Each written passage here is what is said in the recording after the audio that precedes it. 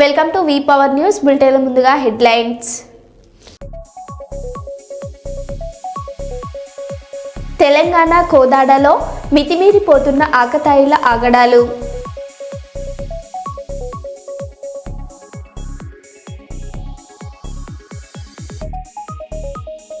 సంక్రాంతి పండగ వేళ రంగంలోకి దిగిన కిల్లాడి లేడీలు.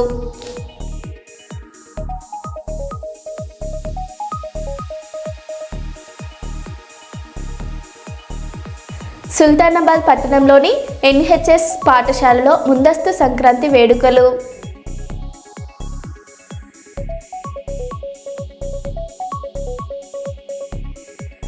మాజీ సీఎం కేసీఆర్కు మేడారం ఆహ్వాన పత్రికను అందజేసిన మంత్రులు.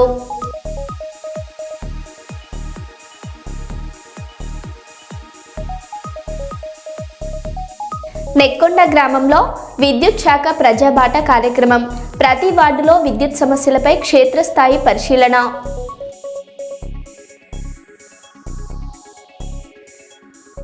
ఇక వివరాల్లోకి వెళ్తే, జైపూర్ మండల కేంద్రంలో ఏసీపీ వెంకటేశ్వర, సిఐ నవీన్ కుమార్ ఆధ్వర్యంలో కిరాణా షాపులపై తనిఖీలు నిర్వహించారు.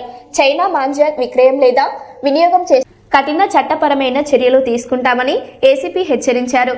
చైనా మాంజా వల్ల ప్రజల ప్రాణాలకు, పక్షి జీవులకు, ఆస్తులకు ప్రమాదమని తెలిపారు. ప్రజలు కాటన్ మాంజా మాత్రమే ఉపయోగించి పోలీస్ శాఖకు సహకరించాలని జైపూర్ పోలీసులు కోరారు.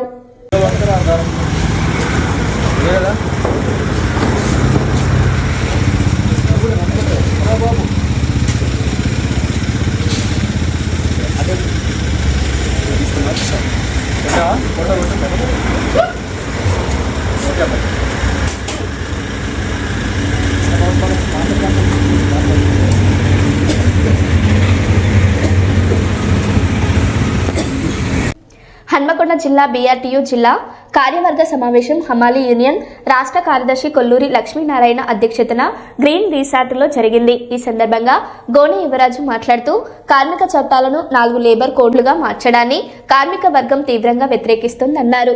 ఈ నెల 11న హన్మకొండలో ఉమ్మడి వరంగల్ జిల్లా కార్మిక సదస్సు నిర్వహిస్తున్నామని, కార్మికులు పెద్ద సంఖ్యలో పాల్గొని జయప్రదం చేయాలని పిలుపునిచ్చారు.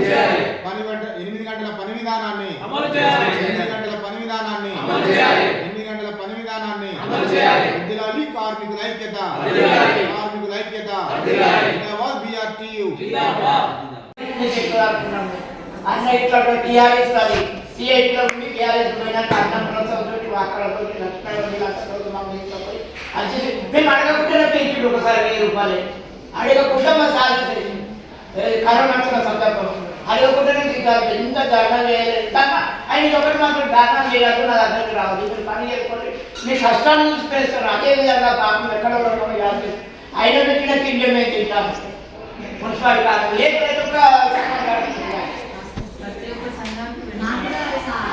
మేము అడగకుండా ఎప్పుడైతే ఆయన ప్రమాణం కట్టి ధర్నా చేయకుండా ధర్నా చేస్తే తీసుకుని ఆ భయంతో దీంతో ఆ లీడర్లు ఏమి చెప్పేదో పోయేదో వచ్చేది, ఆ బాధ అనుకునేది. మాకు ఒక్కరోజు మేము అక్కడికి పోయి ఇది కావాలని మేము కోరినది లేకుండా మాకు పెంచాడు. ఆయనకి ఏం తింటారు.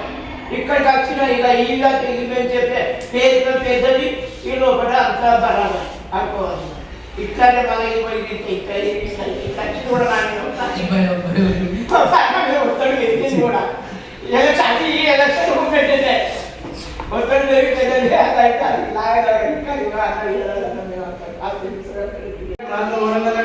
పొద్దున్నే చూస్తే లాస్ట్ ఏం వేసి రాకపోతే 100 రూపాయలు, 150 రూపాయలు, 200 రూపాయలు కూడా పడిపోతున్నటువంటి పరిస్థితి ఉంది. ఎందుకంటే అప్పుడు ఇక్కడ ఉంటే కూడగలదు కాబట్టి లేడీస్ అసలు ఘోరం అన్నమాట. అరే 100 రూపాయలు, 150 రూపాయలకు ఎందుకు పోతున్నాం అంటే పోతాం. మరి ఏం చేయాలి? ఇంట్లో 200 కూడా రావుగా. అంటే వేతనాలు తగ్గిపోతూ ఉన్నాయి రోజు రోజు. పని దొరకట్లేదు, వేతనాలు తగ్గిపోతూ ఉన్నాయి, వస్తువుల విపరీతంగా పెరిగిపోతూ ఉన్నాయి. దాని ద్వారా కార్మికుల యొక్క కుటుంబాలు కూడా రోడ్డు మీద పడేటువంటి ప్రమాదం ఉంది. కాబట్టి దీన్ని ఈ చట్టం రావడం వల్ల మళ్ళీ సామాన్య రేపు మున్సిపాలిటీకి వస్తుంది, అట్లనే ఇంకా వేరే వ్యవస్థలోకి వస్తుంది. మొత్తం కూడా అంతా కూడా కాంట్రాక్ట్ వ్యవస్థ తీసుకురావాలి. అసలు పర్మనెంట్ అనేది సిస్టమ్ ఉండద్దు. కార్మికులు ఈరోజు పనిచేస్తాడా సాయంత్రం జీతం పట్టుకొని పోవాలి తప్ప వాళ్ళకి హక్కులకి ఉండకూడదు. వాళ్ళకి హెల్త్కి సంబంధించినటువంటి స్కీమ్స్ ఉండరాదు, వాళ్ళ పిల్లలకి ఎడ్యుకేషన్ సంబంధించిన ఉండకూడదు. అదేవిధంగా ఈ పని భద్రత అనేది కనీసం కార్మికులకు ఉండకూడదు. ఉంటే ఏమవుతుందంటే పైసలన్నీ వాళ్ళకే పోతా ఉన్నాయి, పెట్టుబడులకు ఏం మిగులు తెలియదు అని చెప్పేసి అనేకమైనటువంటి పోరాటాలు ఇక్కడ పడాలంటే వేరే రాష్ట్రాలకి మన దగ్గర ఫ్యాక్టరీ పెట్టాలంటే వేరే దేశాలకి పెట్టాలంటే అసలు ఫస్ట్ ఏం చూస్తారంటే ఈ కార్మిక చట్టాలకు ఏమేమి ఉన్నాయి ఏం కదా అని చెప్పేసి వాళ్ళు ఫస్ట్ ఆలోచన చేస్తారు మన దగ్గర పెట్టాలని.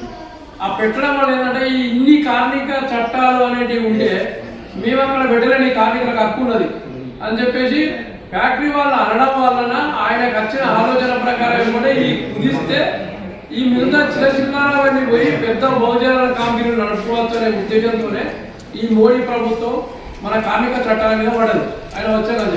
కాబట్టి ఏంటంటే చట్టం అనేది ఒకసారి పోయిన తర్వాత మళ్ళీ తిరిగి సంపాదించుకోవాలని ఎవరి వల్ల కాదు. కాబట్టి ఏంటంటే మనం తప్పకుండా దీన్ని తిరిగి ఉద్యమం ద్వారానే సాధించుకునే పరిస్థితి తెచ్చుకోవాలని కోరుకుంటూ ఈ కార్యక్రమాన్ని ఉద్దేశించి ఫీల్డ్ స్టేజ్ అధికారులకు వస్తాయని చెప్పి అది ఆ పరిస్థితి లేదు.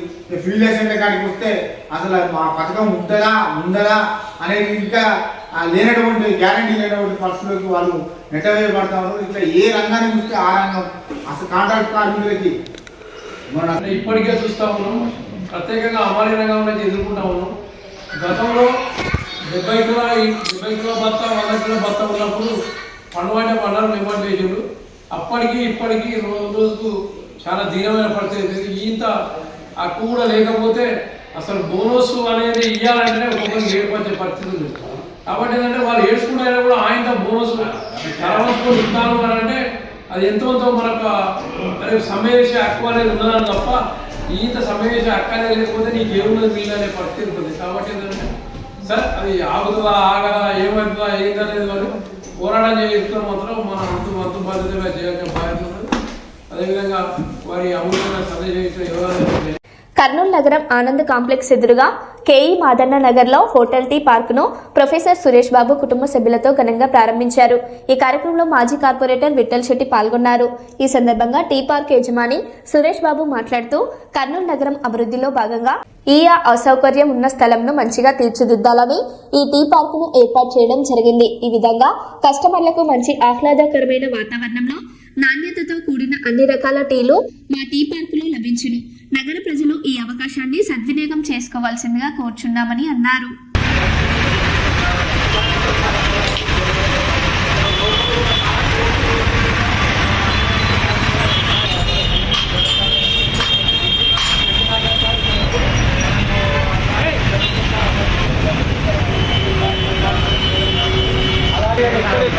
జనాలు కూడా ధైర్యంగా వచ్చి తిరుగుతారు. దానికోసం మనం పెట్టుకోవడం జరిగింది. అంతే తప్ప పెట్టుకోవాలనుకుంటే గెలిచినప్పుడే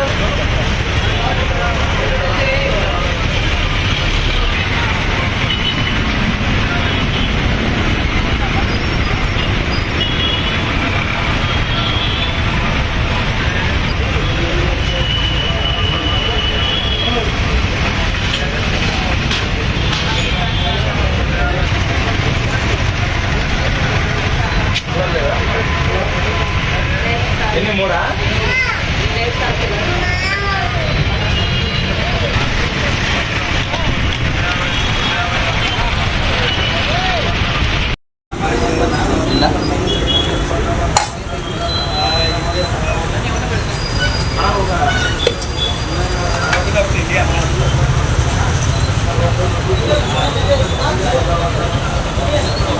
చెప్పాల్సిన అవసరం పోయి నీళ్ళు తెచ్చుకోసుకో.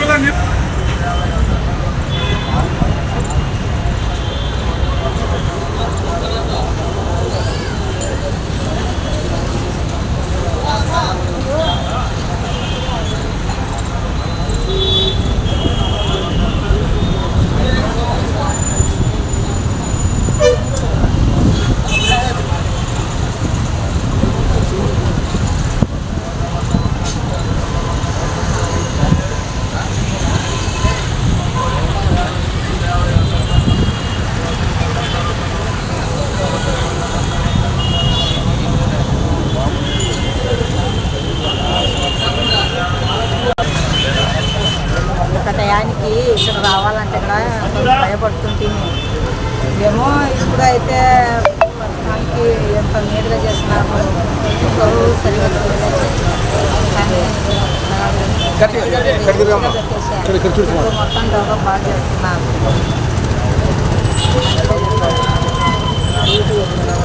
ఇప్పుడు బాగుంది, చాలా బాగుంది, చాలా బాగా పెట్టించున్నారు. అప్పుడు ఇక్కడ రావాలంటే చాలా భయపడుతుంటేనే ఇప్పుడు టీ స్టాల్ అన్ని పెట్టినందుకు చాలా బాగుంది. ఇక్కడ సినిమా టైప్స్ ఉంది, బాగా మంచిగా పోయేటప్పుడు అట్లా టీ తాగుకుంటా వెళ్ళిపోవడం, సాయంత్రం టైం బాగా ఫ్రీగా కూర్చోవడానికి బాగా మంచిగా పెట్టేసినారు. ఇక్కడ బాగుంది, బాగా చేసుకున్నారు.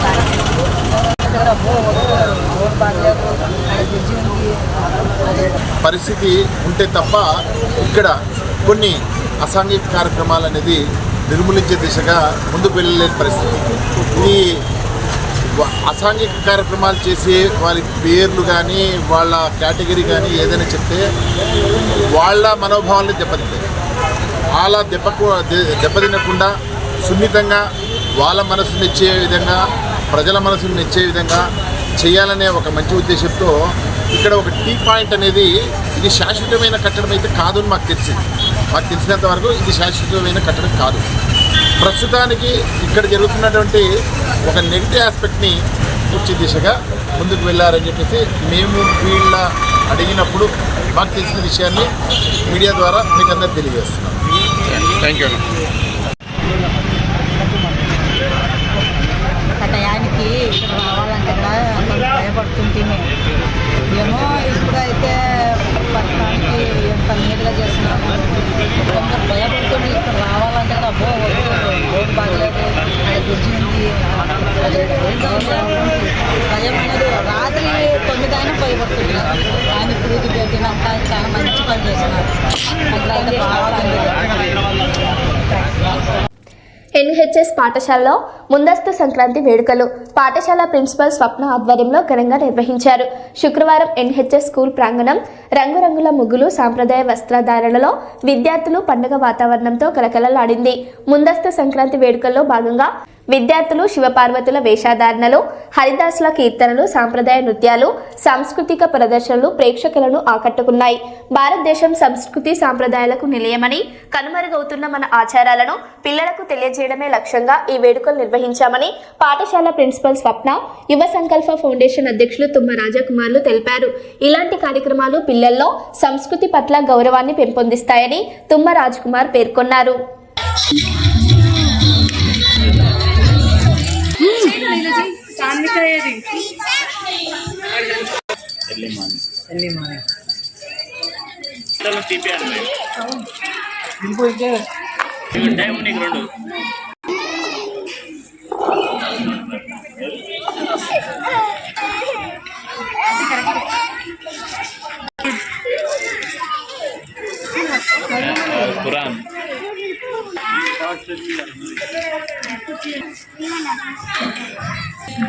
ప్రియాంశి స్టాండ్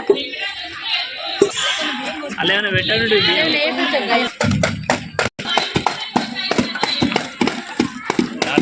నాట్లు వేయాలి.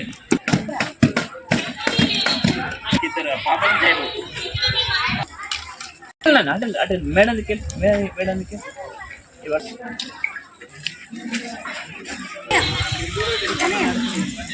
ఇంకో రెండు దీంతో ఇంటి కావాలండి అంత అవసరం ఉండే.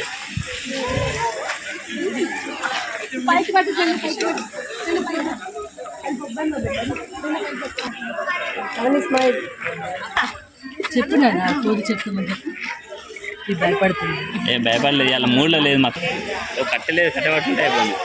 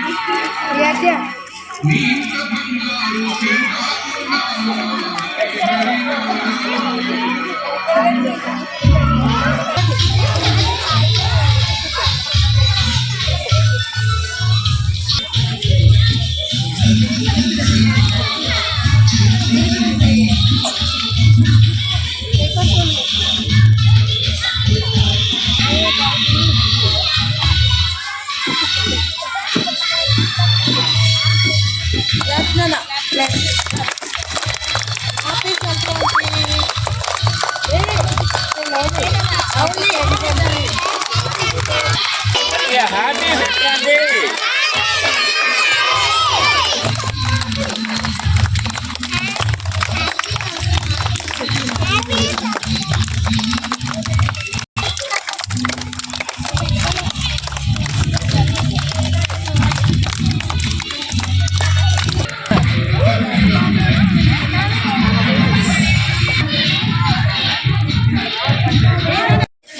కార్యక్రమానికి విచ్చేసిన పెద్దలందరికీ నా యొక్క కృతజ్ఞతలు అండ్ నమస్కారాలు.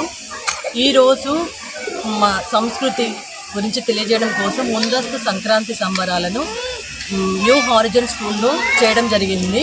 దానిలో భాగంగా గోదమ్మ వారిని విగ్రహ ప్రతిష్టాపన చేసి మంగళహారతులు, తులసీమాత, ఇసురాయిలతో పిల్లలను పిండి చేపించడము, దంచడము, చాటతో వాళ్ళకి చెరగడము, హరిదాసుల సంకీర్తనలు, శివపార్వతులు అండ్ శ్రీరాముడు, హనుమంతుడు, సోదమ్మలు అండ్ చిన్న చిన్న పిల్లలు వాళ్ళ ముసలమ్మలు, తాతయ్యలాగా వివిధమైన వేషధారణలో మా స్కూల్లో ఈ కార్యక్రమంలో పాల్గొనడం జరిగింది.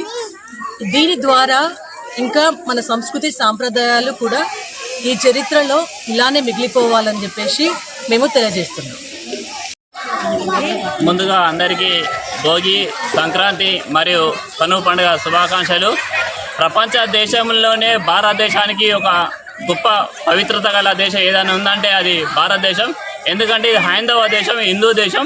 ఇక్కడ భారతదేశంలో భిన్న కులాలు, భిన్న మతాలు, భిన్న సాంప్రదాయాలు ఉన్నప్పటికీ కూడా ఇక్కడ అందరు కలిసికట్టుగా ఉండే దేశం ఏదైనా, ఐక్యతతో ఉండే దేశం ఏదైనా ఉందంటే అది భారతదేశం అని చెప్పచ్చు. ఈ భారతదేశంలో ప్రతి పండుగకు ఘనంగా నిర్వహించుకుంటాం. అలనాడు జరిగిన కార్యక్రమాలు ఈనాడు కళ్ళకద్దినట్టు చూపించే గొప్ప కార్యక్రమం ఈరోజు సుల్తానాబాద్ పట్టణంలోని NHS స్కూల్లో. అంటే సంక్రాంతి అంటే ఒక రైతు, భారతదేశం ఏంటంటే వ్యవసాయదారిక భారతదేశం. ఇది ఇక్కడ వ్యవసాయంతో కూడుకున్న దేశం కాబట్టి భారతదేశంలో వ్యవసాయాన్ని మనం ప్రాధాన్యత తీసుకొని ఇక్కడ జరుగుతుంది. ఈ వ్యవసాయానికి ప్రాముఖ్యత ఏంటంటే సంక్రాంతి పండుగ. ఈ సంక్రాంతి పండుగలో మనం ఈ భోగి పండుగ చూడవచ్చు, సంక్రాంతి చూడవచ్చు. అలాగే మనం పవిత్రంగా చూపించే గోమాత కానీ కనుమ పండుగ తీసుకుంటాము. ఆ పవిత్రతను ఇక్కడ చూపించే విధంగా, కళ్ళకద్దిన విధంగా అంతరించిపోతున్న మన పండుగలను ఈ చిన్నారులకు మాకు తెలియజేసే విధంగా ఇంత మంచి చక్కటి కార్యక్రమం నిర్వహించిన ఈ స్కూల్ యాజమాన్యానికి నేను ప్రత్యేక ధన్యవాదాలు తెలియజేస్తున్నాను. ఎందుకంటే రానున్న రోజులలో కూడా మన సాంస్కృతిక సాంప్రదాయాలు ప్రపంచ దేశాలకు నిదర్శనం, ప్రపంచ దేశాలకు ఆదర్శం. కాబట్టి ఈ యొక్క ఆదర్శాన్ని ఇలాగే నిలబెట్టే విధంగా ఈ చిన్నారులు ఇప్పంచలే మన భారతదేశం యొక్క గొప్పతనాన్ని ప్రపంచ దేశాలకు చాటి చెప్పే విధంగా ఇలాంటి అంటే వేషధారణతోటి ఇంత మంచి చూసినందుకు అందరికీ మరోసారి కృతజ్ఞతలు తెలియజేస్తూ రానున్న రోజులలో మన భారతదేశం ప్రపంచ దేశాల్లో గొప్ప స్థాయిలో ఉంటుందని నేను మనస్ఫూర్తిగా కోరుకుంటున్నాను. ప్రభాస్ నటించిన ది రాజాసాబ్ చిత్రం నేడు ప్రేక్షకుల ముందుకు వచ్చింది. సినిమా ట్రైలర్ విడుదలైనప్పటి నుంచి మొసలి మీమ్స్ సోషల్ మీడియాలో వైరల్ అయ్యాయి. నేడు చిత్రం విడుదల కావడంతో కొందరు అభిమానులు మొసలి బొమ్మలను థియేటర్లోకి తీసుకెళ్లి క్లైమాక్స్లోని మొసలి ఫైట్ సన్నివేశాన్ని రీక్రియేట్ చేస్తూ హంగామా చేస్తున్నారు. ఈ వీడియోలు సోషల్ మీడియాలో వైరల్ అవుతున్నాయి. కొందరు వీటిని ఏఐతో చేసిన వీడియోలంటూ కామెంట్ చేస్తున్నప్పటికీ సినిమా విడుదల సందర్భంగా మొసలి అంశం హైలైట్ అవుతుంది. थिएटर के अंदर मगरमच्छ चले आए।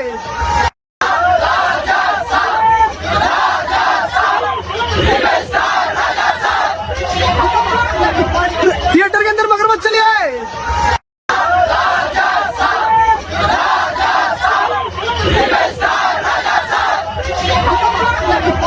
थिएटर के अंदर मगरमच्छ चले आए।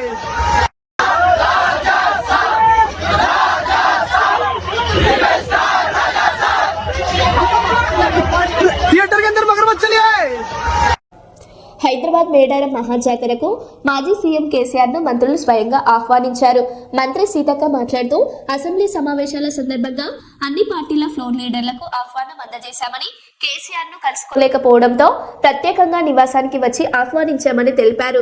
సాంప్రదాయబద్ధంగా నిర్వహించే ప్రపంచ ప్రసిద్ధ ఆదివాసీ జాతర మేడారానికి రావాలని కేసీఆర్ ఆయన సతీమణి శోభమ్మను ఆహ్వానించామని, కేసీఆర్ సానుకూలంగా స్పందించి జాతరకు వస్తారని చెప్పారని వెల్లడించారు. 28 నుంచి 31 వరకు జరిగేటువంటి మన రాష్ట్ర పండుగగా మరి దేశ విదేశాల నుంచి కూడా ఎంతోమంది భక్తులు వచ్చేటువంటి పండగ. మరి కొంగు బంగారంలా కోరిన కోరికలు తీరుస్తున్నటువంటి సమ్మక్క సారలమ్మ మహాజాతర జరుగుతున్న సందర్భంగా మరి మాజీ ముఖ్యమంత్రి గారు గౌరవ శ్రీ కేసీఆర్ గారిని నేను, మా అక్క సురేఖ అక్క గారు, అదేవిధంగా ఇక్కడ ఆకాంక్ష గారు, మన జిల్లా అధ్యక్షురాలు, మా ములుగు జిల్లా అధ్యక్షుడు డిసిసి పైడాకుల అశోక్ గారు మేమందరం కలిసి రావడం జరిగింది. వారు మొన్న అసెంబ్లీలో అందరు ఫ్లోర్ లీడర్లకు అదేవిధంగా ఎమ్మెల్యేస్కి అందరికి కూడా ఆహ్వానం పలకడం జరిగింది. కాబట్టి ఆ రోజు మరి మేము కేసీఆర్ గారు టైం అడగడంతో ఈరోజు వారు మాకు టైం ఇచ్చారు. ఆ టైం ప్రకారం ఎలాంటి రాజకీయ సంబంధాలు కాదు, ఇది ఒక ట్రెడిషన్, ఒక సాంప్రదాయబద్ధంగా నిర్వహించుకునేటువంటి జాతర. ఆదివాసీ బిడ్డలుగా పుట్టినటువంటి సమ్మక్క సారలమ్మలు కానీ ఈ రాష్ట్రంలో కానీ పక్క రాష్ట్రాల్లో కానీ అందరి దేవులుగా ఒక కులము, మతము, ప్రాంతము అనేటువంటి తేడా లేకుండా మరి అందరి కోరిన కోరికలను తీర్చే తల్లులుగా ఉన్నారు. కాబట్టి ఈ యొక్క మహాజాతరకు మేము ఆహ్వానించడం జరిగింది. వారు అదేవిధంగా కేసీఆర్ గారు, వారి సతీమణి శోభమ్మ గారు కూడా ఇద్దరు కూడా కూర్చొని మేము ఇచ్చినటువంటి ఆహ్వానాన్ని స్వీకరించడం జరిగింది. అదేవిధంగా పట్టు వస్త్రాలను కూడా మేము దేవుని తరఫున వారికి అందించడం జరిగింది. వారు కూడా సంతోషంగా స్వీకరించి రిటర్న్ మాకు కూడా ఇద్దరికి చీరలు పెట్టడం జరిగింది. సంతోషం. ఇది రాజకీయాలు మాట్లాడుకునే టైం కాదు, రాజకీయ వేదిక కాదు. ఇది మన రాష్ట్రంలో 96లోనే సమ్మక్క సారలమ్మ జాతరను స్టేట్ ఫెస్టివల్గా ప్రకటించుకోవడం జరిగింది. కాబట్టి అన్ని పక్షాలను, అన్ని కులాలు, అన్ని మతాలు, అన్ని ప్రాంతాలను కూడా ఆ ప్రాంత ఆడబిడ్డలుగా మేము ఆహ్వానించడం జరుగుతుంది.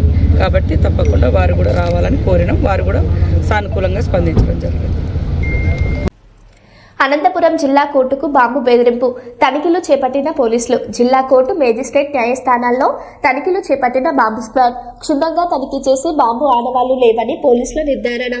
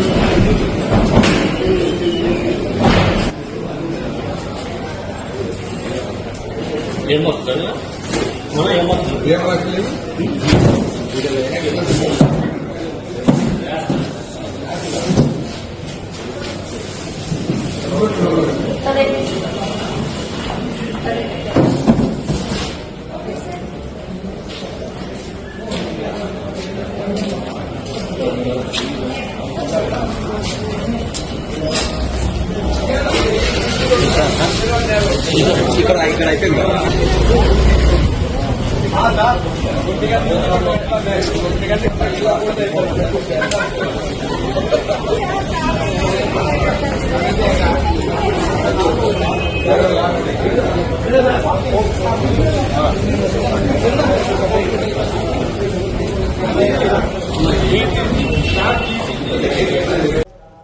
హైదరాబాద్ సీఎం రేవంత్ రెడ్డిపై మాజీ మంత్రి హరీష్ రావు తీవ్ర విమర్శలు చేశారు. సినిమా థియేటర్ ఓపెనింగ్ పై వెళ్లే దమ్ము ఉన్న సీఎం అశోక్ నగర్ సెంట్రల్ లైబ్రరీకి వెళ్లి నిరుద్యోగులను కలిసే దమ్ముందా అని ప్రశ్నించారు. ఎన్నికల సమయంలో ఏడాదికి 2 లక్షల ఉద్యోగాలు అన్నారు, కానీ ఇప్పటి వరకు ఒక్క నోటిఫికేషన్ కూడా ఇవ్వలేదని ఆరోపించారు. జాబ్ క్యాలెండర్ను జాబ్లెస్ క్యాలెండర్ గా మార్చి నిరుద్యోగులను మోసం చేశారని హరీష్ రావు మండిపడ్డారు. అశోక్ నగర్ లో సెంట్రల్ లైబ్రరీకి పోయినావు, యాదుకుందా? నువ్వు రాహుల్ గాంధీ కలిసి అశోక్ నగర్ లో ఆ సినిమా టాకీస్ పక్కకే సెంట్రల్ లైబ్రరీ ఉంటుంది. అక్కడ మెట్ల మీద కూర్చొని, బిడ్డ మాకు గవర్నమెంట్ వచ్చేటట్టు చేయి, మా గవర్నమెంట్ వస్తే కాంగ్రెస్ ప్రభుత్వం రాగానే 2 లక్షల ఉద్యోగాలు ఒకటే ఏడాది ఇస్తా అని మాట ఇచ్చేచ్చినావు. మరొక్కసారి పోయిరారా అందాక సినిమా టాకీస్ రిబ్బన్ కత్తిరించినాక ఒక్కసారి అశోక్ నగర్ సెంట్రల్ లైబ్రరీకి పోయిరారాదు? పోయి ఏం చేసినావో, వాళ్ళకి ఇచ్చిన మాట ఏందో ఒక్కసారి మాట్లాడు. నిన్న దిల్సుఖ్ నగర్ లో పిల్లలంతా రోడ్ల మీదకి వచ్చి ధర్నా చేసింది. ఎన్నికల ముందు కాంగ్రెస్ వాళ్ళేమో 2 లక్షల ఉద్యోగాలు ఏడాదిలో ఇస్తాం, గవర్నమెంట్ ఉద్యోగాలు ఇస్తామన్నారు. నిన్న అసెంబ్లీలో మంత్రి శ్రీధర్ బాబు గారు చెప్తున్నారు, గవర్నమెంట్ ఉద్యోగాలు ఏడుంటాయి భయ్, ప్రైవేట్ లో నౌకరు చేసుకోపోయి అందరి గవర్నమెంట్ ఉద్యోగాలు ఇచ్చి సాధ్యమవుతుందా, ఇది కాదు అని చేతులు ఎత్తేసాడు. బట్టి విక్రమార్క గారేమో జాబ్ క్యాలెండర్ పెట్టి జాబ్లెస్ క్యాలెండర్ చేసేసిండు దాన్ని. మరి ఇప్పుడు అశోక్ నగర్ కు రేవంత్ రెడ్డి గారు సినిమా టాకీస్ ఇనాగ్రేషన్ పోతే 1000 మంది పోలీసు వాళ్ళని పెట్టిరట. ఏదైనా సందులకి వెళ్ళి పొలాలు అత్తారేమో అడుగుతారేమో అని 1000 మంది పోలీసు వాళ్ళని పెట్టుకుని సినిమా టాకీస్ ఇనాగ్రేషన్ పోతుండే. ఇప్పుడు నిన్న మొన్న దిల్సుఖ్ నగర్ లో పిల్లలు పాపం ఏమైనాయి మా 2 లక్షల ఉద్యోగాలు, ఏమైంది మా జాబ్ క్యాలెండర్ అని అడిగితే వాళ్ళ ఈపులన్నీ వాయగొట్టారు, బూతులు తిట్టింది పోలీస్ అధికారులు. మనం చూసినాం సోషల్ మీడియాలో ఆ నిరుద్యోగ పిల్లల్ని నోటితో ఉచ్చరించలేని భాషలో బూతులు తిట్టుకుంటూ ఈపులన్నీ పగలగొట్టిండ్రు, రక్తాన్ని చిందించే విధంగా కొట్టిండ్రు పిల్లల్ని. ఇప్పుడేమో ఈయన అశోక్ నగర్ పోయి సినిమా టాకీస్ ఇనాగ్రేషన్ చేస్తారు. నేను రేవంత్ రెడ్డి డిమాండ్ చేస్తున్నా, సరే సినిమా టాకీస్ కు పోతావా, యాడికి పోతావో నీ ఇష్టం, నేను దాని గురించి మాట్లాడా. కానీ అదే అశోక్ నగర్ లో నువ్వు ఇనాగ్రేషన్ చేసే సినిమా థియేటర్ పక్కనే అశోక్ నగర్ సెంట్రల్ లైబ్రరీ ఉంది. అక్కడికి వెళ్లి పిల్లలకు ఆనాడు నువ్వు ఏం మాట ఇచ్చినవో, ఎన్ని ఉద్యోగాలు ఇచ్చినవో దాని సంగతి చెప్పు. దాకా పోయి అశోక్ నగర్ సెంట్రల్ లైబ్రరీ దాకా పోయి నీ జాబ్ క్యాలెండర్ సంగతి ఏందో, నీ నిరుద్యోగ భృతి ఏందో, ఆడపిల్లల స్కూటీలు ఏందో, నీ 2 లక్షల ఉద్యోగాల కథ ఏందో చెప్పు. అక్కడ మాట్లాడాలని చెప్పి నేను ఈరోజు డిమాండ్ చేస్తున్నా. నువ్వు సెంట్రల్ లైబ్రరీకి పో. ఎందుకు గంతమంది సినిమా టాకీస్ ఇనాగ్రేషన్ కు 1000 మంది పోలీసులు ఎందుకు? 1000 మంది పోలీసులను పెట్టుకొని సినిమా టాకీస్ ఇనాగ్రేషన్ చేస్తావు ముఖ్యమంత్రి. మరి ఎన్నికల ముందు అయితేనేమో ఆడికి పోతివి, ఇప్పుడు ఎన్నికలు అయిపోయినాక ఇక అశోక్ నగర్ సెంట్రల్ లైబ్రరీ యాదకొస్తలేదా? అదే సరూర్ నగర్ స్టేడియంలో ప్రియాంక గాంధీ గారిని తీసుకొచ్చి ఆనాడు యూత్ పాలసీ అని డిక్లేర్ చేసినావు కదా. పిల్లలకు ఎగ్జామ్లకు ఫీజే ఉండదు అన్నాడు, ఇప్పుడేమో ముక్కు వెండి ఫీజు వసూలు చేస్తుండు. 2 లక్షలు పక్కా అన్నాడు, నిరుద్యోగ భృతి 5000 అన్నాడు, స్కూటీలు అన్నాడు, జాబ్ క్యాలెండర్లు అన్నాడు, బ్యాక్లాగ్ పోస్టులు రిక్రూట్ చేస్తా అన్నాడు. ఇవాళ అన్ని ఎగబెట్టిండు. పోలీసు వాళ్ళని పెట్టుకొని ఇక ముంగట 4 వెనక 4 బండ్లు పెట్టుకొని సాటుకు తిరుగుతున్నాడు. ముఖ్యమంత్రికి ధైర్యం ఉంటే, చిత్తశుద్ధి ఉంటే, నిజంగా నిరుద్యోగ యువతకు న్యాయం చేసిన నమ్మకం ఉంటే నువ్వు Ashok Nagar central library visit చేయి. లేదంటే తోక ముడుచుకొని పారిపోతే నువ్వు నిరుద్యోగ యువతను మోసం చేసినట్టుగా భావించాల్సి ఉంటుంది. మరో బులెటిన్లో మళ్ళీ కలుద్దాం. Stay tune.